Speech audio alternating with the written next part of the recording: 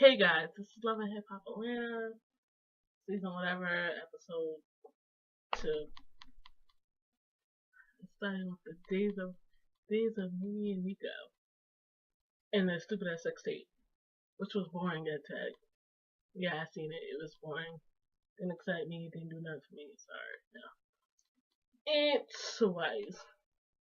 Starts off with Stevie and Jocelyn. Stevie down in what looks like a theater, the little home theater and thing in their house. And Jocelyn comes like, "You trying to hide from me, whatever, whatever." And they were talking about the wedding, but before they get to the wedding planning and all that other stuff, Stevie found out about Mimi and Nico and some pictures. Her ass plastered up all on the internet. Soon to be found out sooner or later. Excuse me. Let's see how I'm gonna do this. Carly and Young Jock get introduced into the show, even though y'all know who Carly Red is. Y'all should know who Young Jock is. Carly,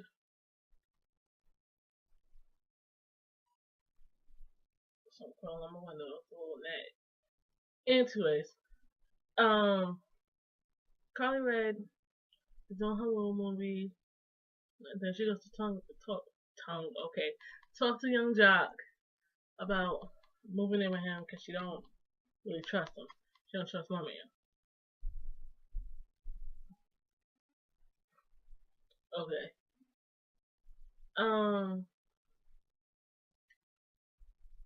I know Kirk and Benzino talk. They look for bikes after Rashida's mama destroyed that damn bike. That was the funniest thing I ever seen. And also, Kirk being a dumbass and not knowing about traits and stuff.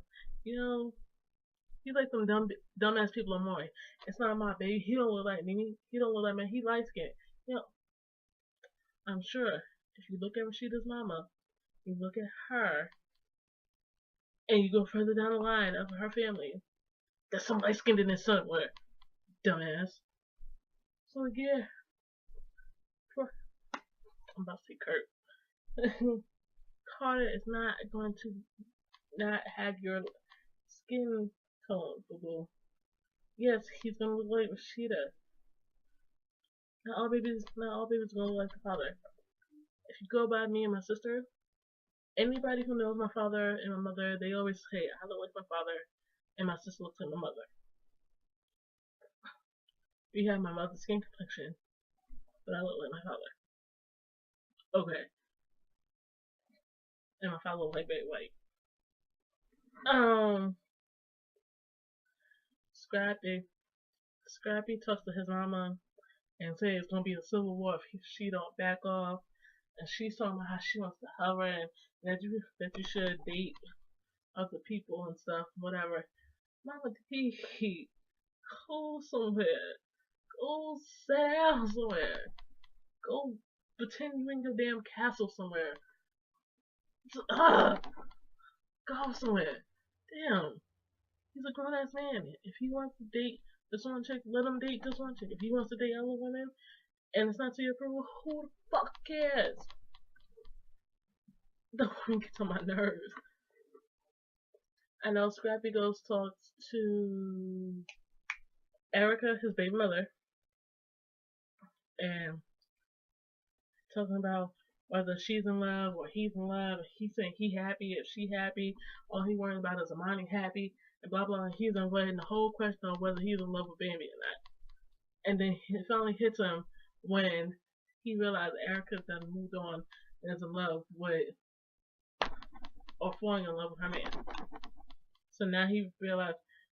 So now he feels like he has to be forced or or to actually go ahead and move on. Now you realize that. Um, Nico and Mimi they go visit Vivid.com.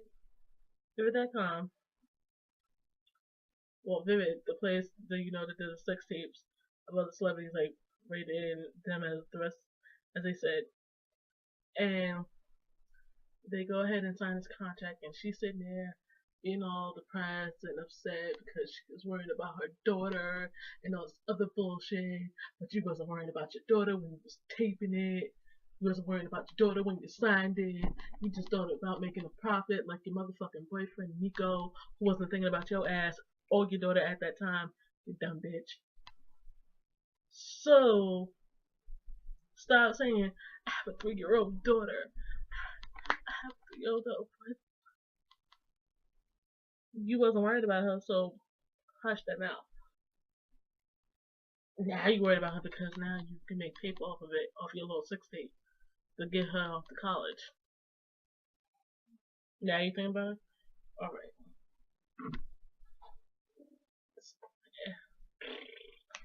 Carly, I ready to go talk to Young Doc in Magic City, and she was like, he's condoning business. Men do condone business in strip clubs. You haven't noticed it. Okay, Carly. She's sitting there getting upset. She's like, in 5 feet of 5 minutes, blah blah blah, this and that. And Young Doc's calling Carly Red Carly Lisa Reyes because she just is yapping at him about how blah blah blah this and that. Okay, we need to move in with each other. And he surprises her about saying that within 2 weeks they'll be able to have a house together. She goes from rah rah rah rah rah to we do, oh yay, and I'm so happy and bullshit. I'm like, damn, if he threw a nice car and a wedding ring in there, would you be happy about that too? And and that's what he likes though. He likes the little feistiness in her and all that other stuff. Okay, whatever. Scrappy go talk to another chick named Erica P, who's supposed to be his friend. I use friend loosely. Supposed to be his friend. And they're talking about Bambi and all this other stuff. And then he's talking about, well, main thing is I gotta stay away from you. No, I gotta stay from you.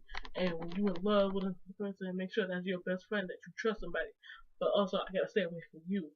Nigga, you talking to her like she's your best friend. You chilling with her like she's your best friend. Why'd you just go date her instead of Bambi? Because you obviously didn't want to be with Bambi in the first place. Just saying. I'm just saying.